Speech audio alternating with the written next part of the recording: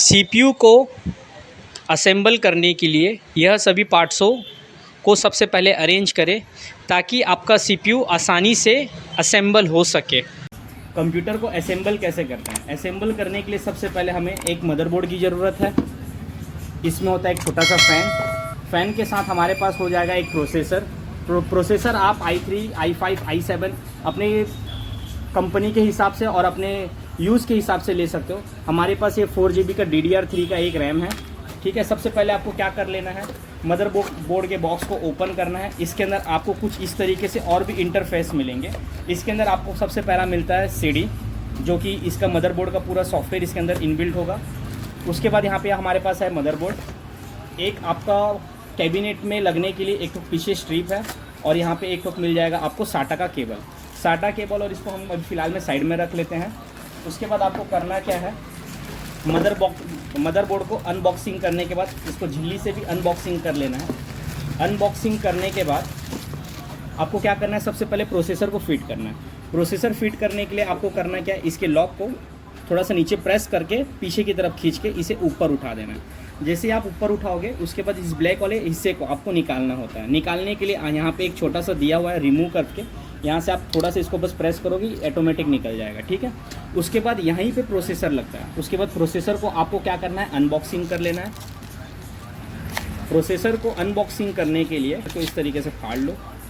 और ये पहले के प्रोसेसर में क्या होता था, इसमें पिन होते थे। अब के प्रोसेसर में इसमें पिन नहीं होते, इसमें छोटे छोटे पिन नहीं है पर इसमें डॉट टाइप के हैं। इस डॉट को इसके हिसाब से मिला के लगाना रहता है। मिलाने के लिए आपको कैसे भी प्रोसेसर को इसमें रखना नहीं है, कैसे भी आप रखने की कोशिश करोगे ये लगेगा नहीं।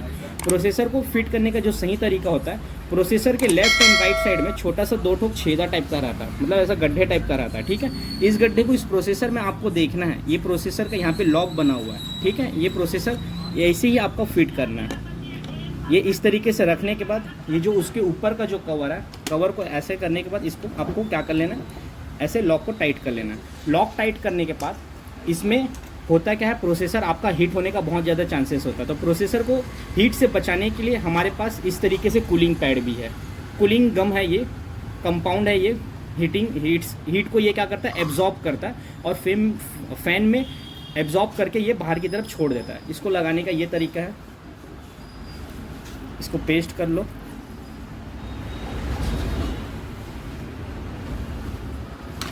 पेस्ट करने के बाद आपको एक फ़ैन की ज़रूरत पड़ेगी। फैन को आप अनबॉक्सिंग कर लो।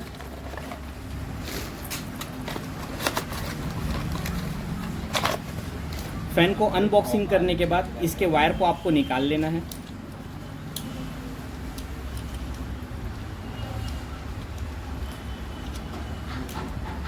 इसको निकालने के बाद इसमें आपको 4 लॉक मिलेंगे, ये 1, 2, 3 और 4।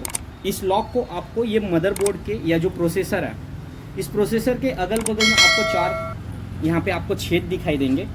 ये जो लॉक होगा ये इसी के अंदर जाके फिट हो जाएगा। ये फिट किस तरीके से होगा, जैसे आप इसको प्रेस करोगे तो ये क्या करेगा, ये खांचा खुल जाएगा और ये इसके अंदर जाके एकदम परफेक्ट बैठ जाएगा। तो सबसे पहले आपको क्या लेना है, प्रोसेसर को ऊपर रख लेना है मदरबोर्ड के और उसके बाद इसे प्रेस करना है। कट से आवाज़ आना चाहिए। आवाज़ आते ही ये मान चलो कि इस जो छेद था उस छेद के अंदर हमारा जो प्रोसेसर है वो इस तरीके से अपने माउथ को ओपन कर लिया। माउथ ओपन करने का मतलब ये है कि अब ये पूरी तरीके से लॉक हो गया। लॉक होने के बाद हमने जो इसमें कूलिंग हीट वाला जो गम पेस्ट को जो लगाया है, उस पेस्ट को लगाने के बाद कम से कम आपको अपने मदरबोर्ड को 2 घंटे के लिए रेस्ट देना होता है ताकि वो अच्छी तरीके से घुल सके। ठीक है, और ये जो फ़ैन का वायर होता है वो हमें यहाँ पे लेफ्ट हैंड साइड में यहाँ पे 3 ठो वो दिखेंगे आपको पिन, इसके अंदर आपको प्लग कर लेना। प्लग करने के बाद अब आपको इसमें लगाना क्या है, सीमॉस बैटरी तो आपका पहले से लगा है। अगर सीमॉस बैटरी लगा नहीं है तो इसे भी आपको लगा लेना है। इसको ओपन करने का जो तरीका होता है, आपके पास जो टेस्टर है, इस टेस्टर से इसको आपको बस थोड़ा सा इसको पीछे की तरफ प्रेस करोगे, ये सीमॉस बैटरी निकल जाएगा। इसे आपको क्या करना है, जीप पे लगा के चेक कर लेना है। अगर इस पर हल्का सा भी आपको करंट टाइप का आया, मतलब ये सीमॉस बैटरी आपका चालू है। कई बार क्या होता है कि ये सीमॉस बैटरी के कारण ही डिस्प्ले नहीं आता है। डिस्प्ले में परेशानी जो आती है वो सीमॉस बैटरी या फिर रैम के कारण होती है। तो सीमॉस बैटरी को आपको जीप से लगा के चेक कर लेना है, उसके बाद इसे वापस से फिट कर देना है।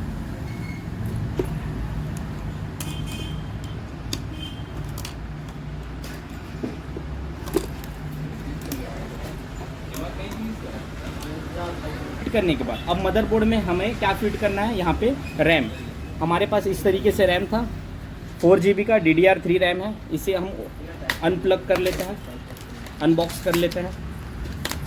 अनबॉक्स करने के बाद इसे आपको मिलाना होता है, ठीक है, अपने मदरबोर्ड के साथ। यहाँ पे मदरबोर्ड में भी यहाँ पे खाँचे बने हुए और ये 2 ठोक लॉक है, ठीक है।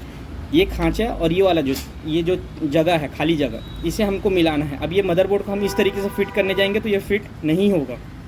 उसके लिए क्या करना है, ये आपको जो रैम को टर्न कर लो, उसके बाद इसे इस तरीके से फिट कर लो। इसको भी आपको बस प्रेस करना है। जैसे ही आप प्रेस करोगे 2 ठोक जो लॉक है वो ऑटोमेटिक अंदर की तरफ आ जाएगा। जैसे ही अंदर आएगा ये आपका जो रैम है ये ऑटोमेटिक लॉक हो जाएगा, ठीक है। इसे मदरबोर्ड को आपको पूरी तरीके से फिट कर लेना है। मदरबोर्ड को फिट करने के बाद आपको क्या करना है, मदरबोर्ड को साइड में रख लो। उसके बाद आपको क्या करना है, यहाँ से जो आपका कैबिनेट है, कैबिनेट को अनबॉक्स करना है।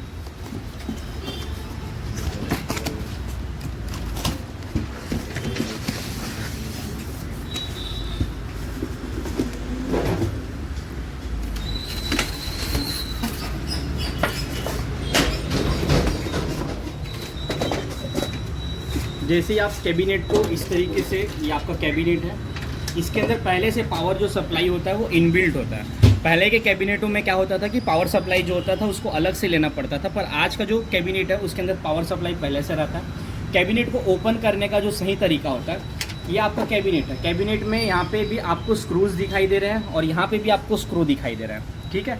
पर ये जो पोर्शन ओपन है, यहाँ पे आपका लगेगा मदरबोर्ड का स्ट्रिप। तो मदरबोर्ड का जो बैक साइड का जो पोर्शन वो इसी तरफ लगना है। तो आपको कभी भी ये वाले पोर्शन को आपको ओपन नहीं करना है। कैबिनेट का जो ये वाला जो खुला हुआ पोर्शन होगा उसके ऑपोजिट के पैनल को आपको ओपन करना रहता है। यहाँ पे जो स्क्रू लगा हुआ है इसको आप हाथ से भी घुमा सकते हो चाहो तो, या फिर इसे टेस्टर से भी आप ओपन कर सकते हो।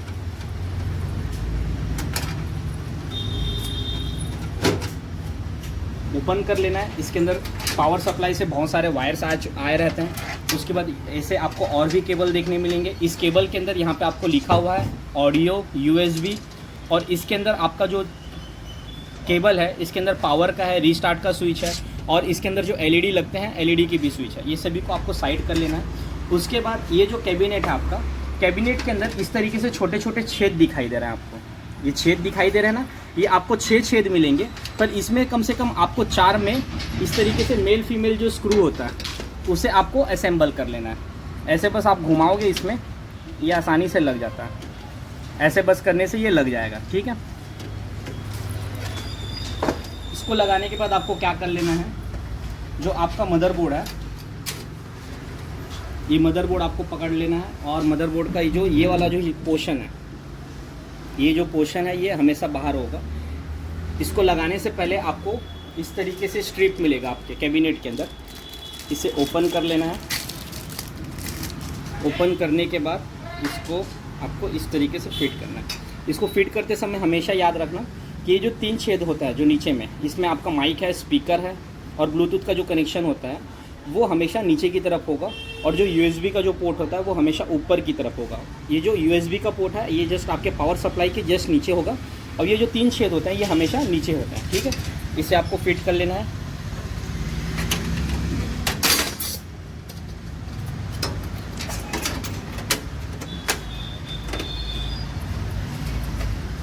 ये देखिए, ये इस तरीके से फिट हो गया, ठीक है।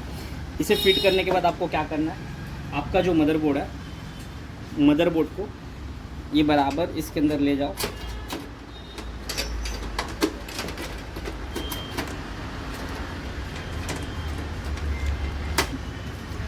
मदरबोर्ड को फिट करने के बाद जो हमने पहले मेल फीमेल वाला जो ये आपका स्क्रू लगाया था, इसी स्क्रू के अंदर इसी स्क्रू को आपको फिट करना है। उसके लिए आपको क्या करना है, सबसे पहले ये जो छेद दिखाई दे रहा है आपको मदरबोर्ड के अंदर, ये जो छेद है, इस छेद को आपका जो मेल फीमेल वाला है उसे पहले ओपन कर लो, और उसके बाद ऐसा जो स्क्रू होता है छोटा वाला, इसी स्क्रू को आपको क्या करना है, इसके अंदर फिट करना है।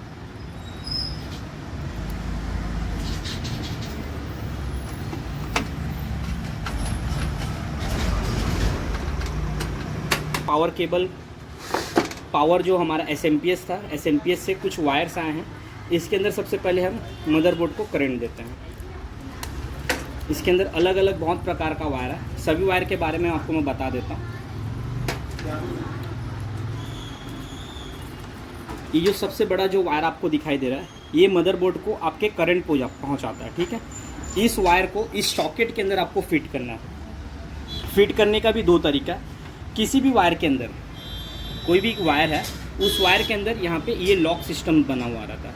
इस लॉक सिस्टम को आपको देखना है कि ये लॉक इसमें प्रेस होगा कहाँ, और इसका जो लॉक है वो लेफ्ट हैंड साइड में है कि राइट हैंड साइड में। अगर लेफ्ट हैंड साइड में है तो इसको भी आपको लेफ्ट हैंड साइड में मूव करके ही लगाना है।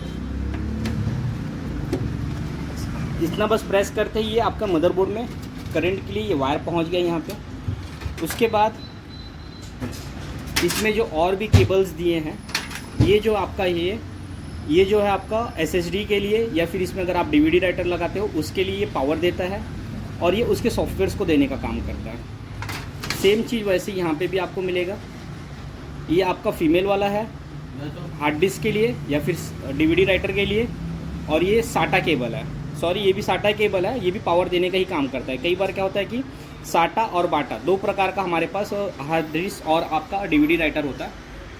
आप पावर कोई भी माध्यम से दे सकते हो, या फिर ये साटा वाला जो आपका जो पावर सप्लाई होता है उससे भी आप दे सकते हो, या फिर ये जो नॉर्मल पिंस पहले के हार्ड डिस्क और पहले के जो DVD राइटर्स होते थे उसमें भी पावर देने का ये काम करता है। इसे फिट करने के बाद आपको अब क्या करना है, इसमें SSD लगाना है। SSD हो या फिर हार्ड डिस्क हो, हम फिलहाल में इसमें SSD लगाने वाले हैं। और ये हमारा SSD है। SSD को क्या करना है, आपको अपने जो कैबिनेट है, कैबिनेट के अंदर आपको फिट करना है। ये SSD या हार्ड डिस्क दोनों एक ही काम करता है। आपका भी जो भी डेटा होता है, जो भी सॉफ्टवेयर होता है, ये इसी के अंदर स्टोर होता है। हमारे पास अभी जो फ़िलहाल में जो SSD है वो कंसिस्टेंट का है, 5 ईयर वारंटी का है, और ये 128 GB का है, ठीक है। इसको पहले आप क्या करोगे, अनबॉक्स कर लोगे।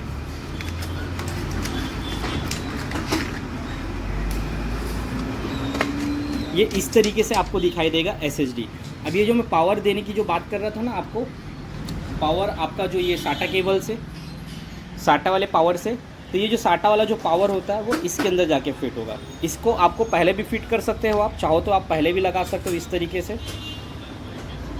ये अब ये क्या करेगा, इसमें पावर देने का काम करेगा। इसके अंदर भी लॉक बना होता है, और वो लॉक कैसे होता है ये बता रहा हूँ। जैसे कि ये केबल है, इस केबल के अंदर आपको यहाँ पे छोटा सा एक नीचे की तरफ खांचा देखने को मिल रहा है, और यहाँ पे भी देखना, ये जो स्ट्रिप दिख रहा है इसके अंदर भी एक छोटा सा हिस्सा नीचे आया हुआ है, ठीक है। तो ये जो नीचे आया वाला हिस्सा है, ये इसके खांचे के अंदर बराबर एकदम परफेक्ट तरीके से बैठना चाहिए। जब ये इस तरीके से परफेक्ट बैठेगा तभी इसके अंदर करंट भी सप्लाई हो पाएगा और इसके अंदर पावर भी मिलेगा, ठीक है। उसके बाद एक छोटा सा आपको यहाँ पे और भी दिखाई दे रहा है हिस्सा, है ना। इसमें आपको क्या कर लेना है, आपको ये जो साटा केबल मिलता है ना मदरबोर्ड के अंदर, इस साटा केबल को आपको लगा लेना है। इसको पहले अनबॉक्स कर लो झिल्ली से। उसके बाद इसके अंदर भी सेम चीज़ आपको देखने को मिल रहा है। यहाँ पे भी जो नीचे की तरफ एक खांचा बना हुआ है, इस खांचे को आपको, ये जो आपका SSD है इसके अंदर आपको परफेक्ट तरीके से लगा लेना है। इस तरीके से लगाने के बाद आपको क्या करना है, अब आपका जो SSD है या फिर जो हार्ड डिस्क है उसको आपको कैबिनेट के अंदर फिक्स कर लेना है। फिक्स करने के लिए यहाँ पे 4 स्क्रू दिए गए हैं, 4 स्क्रू का सॉकेट दिया गया है। ये 1 2 3 4, और आपको जो कैबिनेट को आप जो उल्टा करोगे तो यहाँ पे भी आपके पास स्क्रू लगाने के ऑप्शंस दिए गए रहते हैं। आप चाहो तो चारों भी लगा सकते हो, या फिर 1 2 से भी आपका काम चल सकता है, ठीक है। फिलहाल में हम लोग यहाँ पे 2 स्क्रू लगाने वाले हैं। स्क्रू को आप बाहर से भी लगा सकते हो और चाहो तो अंदर से भी लगा सकते हो। अंदर से क्या होता है कि कंफर्टेबल नहीं होता है, इसलिए हम इसे बाहर से लगाना है।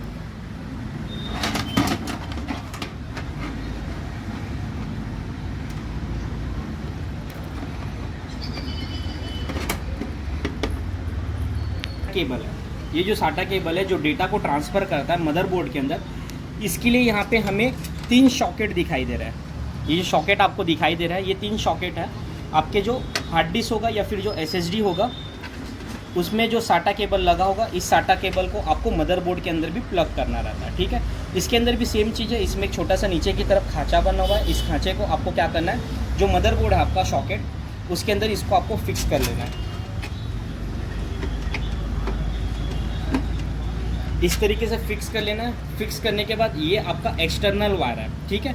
जब कभी भी ये वायर आपका ख़राब हो जाता है पावर देने वाला हार्ड डिस्क को या फिर आपका डीवीडी राइटर को, तब ये वायर आपके काम आएगा। अगर आप डीवीडी राइटर यूज़ करते हो तो ये वायर आपको तुरंत भी काम आ सकता है, अन्यथा ये आपके अभी फ़िलहाल में काम का नहीं है, तो इसको आप साइड में रख दो। उसके बाद यहाँ पे एक छोटा सा और भी आपको वायर दिखाई दे रहा है 4 पिन का। ये 4 पिन भी आपका क्या करता है, मदरबोर्ड को करंट देने का काम करता है, ठीक है। तो ये 4 पिन का जो वायर है ये जस्ट फ़ैन के बगल में, मैंने आपको फ़ैन को असेंबल करने सिखाया था, फ़ैन के जस्ट बगल में इस तरीके से आपको एक छोटा सा वो दिखाई देगा सॉकेट टाइप का। इस सॉकेट के अंदर ये 4 पिन के वायर को आपको इसके अंदर प्लग इन करना रहता है, ठीक है। इसके अंदर भी लॉक सिस्टम बना हुआ है, ये लॉक सिस्टम है। इस लॉक सिस्टम को आपको परफेक्ट तरीके से लॉक को देखते हुए इसे प्लग इन कर लेना। ये मेरा प्लग हो गया। अब क्या क्या मैंने प्लग कर लिया, ये जो पावर सप्लायर था ये पहले से लगा था।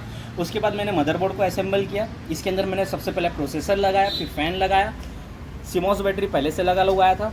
उसके बाद मैंने क्या किया, इसके अंदर एक रैम लगाया। रैम लगाने के बाद जो फ़ैन का जो कनेक्शन था उस फ़ैन के कनेक्शन को मैंने किया। फिर उसके बाद मैंने क्या किया हूँ, इस जो आपका कैबिनेट था, कैबिनेट को अनबॉक्सिंग करने के बाद सबसे पहले इसमें मैंने हार्ड डिस्क लगाया। हार्ड डिस्क लगाने के बाद हार्ड डिस्क या फिर एसएसडी लगाने के बाद इसके अंदर मैंने क्या किया हूँ, सबसे पहले पावर, ये वाले वायर से हार्ड डिस्क को पावर मैंने दिया। उसके बाद जो इसका भी जो भी डेटा होता है, इस डेटा को ट्रांसफ़र करने के लिए मैंने यहाँ पे इस तरीके से साटा केबल लगाया था, और वो साटा केबल को मैंने आपके मदरबोर्ड के अंदर प्लग इन कर दिया हूँ। मदरबोर्ड एसएसडी को फिट करने के बाद ये जो सामने के बटन्स दिए गए होते हैं, ये सामने का जो बटन होता है कैबिनेट के अंदर,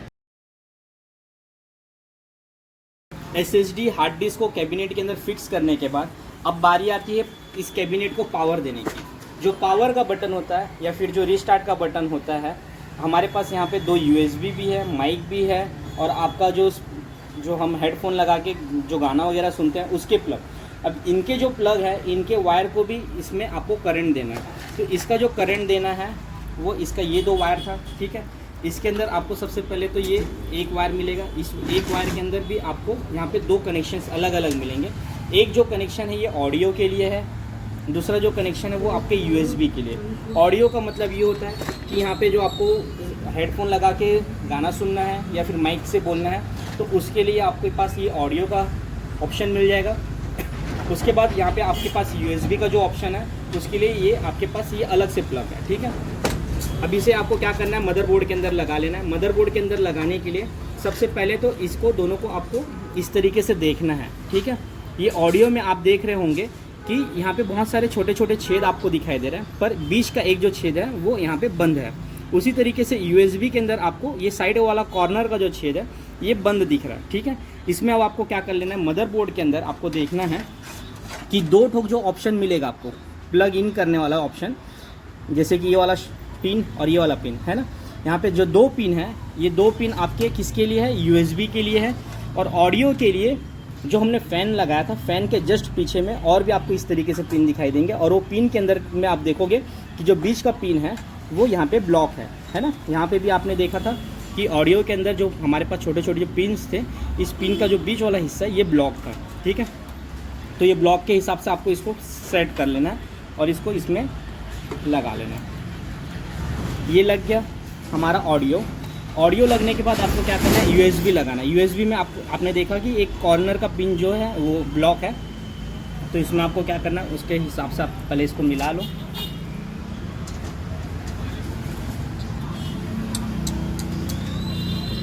और आपका जो यूएसबी है इसको आपको प्लग इन कर लेना है। प्लग इन करने के बाद अब बारी आती है जो आपका जो एसएमपीएस, ये जो कैबिनेट है, कैबिनेट के अंदर पावर आपका जो कंप्यूटर बंद चालू होता है उसके कनेक्शन को लगाने के लिए, उसके कनेक्शन को लगाने के लिए यहाँ पे आपको पावर स्विच मिलेगा, रिस्टार्ट स्विच मिलेगा। उसके बाद यहाँ पे कुछ एलईडी के लाइट्स, ठीक है, एलईडी लाइट्स हैं। तो यहाँ पे भी आप देखोगे कि एक छोटा पिन जो नहीं है उसके बगल में आपके पास पावर का बटन मिलेगा, और उसके बाद आपको मिल जाएगा यहाँ पे रिस्टार्ट का। उसके जस्ट बैक साइड में मिलेगा आपको दोनों एलईडी के। तो ये चारों को आपको एक साथ मिला लेना है। सबसे पहले एक साथ मिला लेना है, क्या करना है, प्लग इन कर लेना है।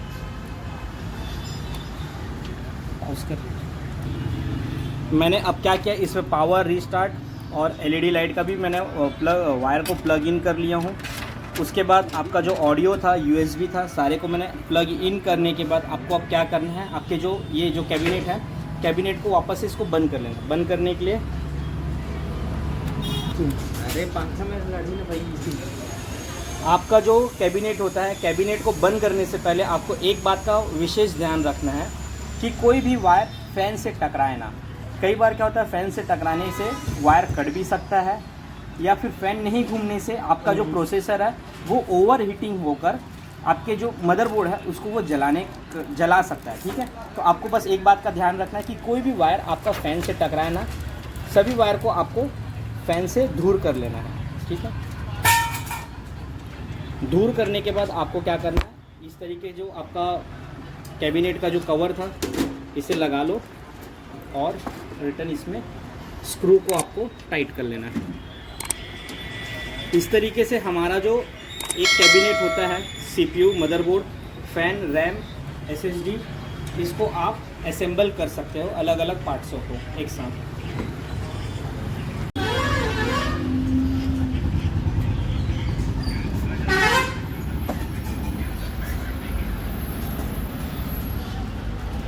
ये हमारे पास 2 USB है। सबसे ऊपर में आपको पावर का केबल दिखेगा, उसके बाद 2 USB, ये VGA है जो आपके मॉनिटर में चलेगा। ये आपके पास HDMI का ऑप्शन भी यहाँ पे आपको देखने मिलेगा, ये भी आजकल के मॉनिटर्स में बहुत ज़्यादा कंपलसरी हो चुका है।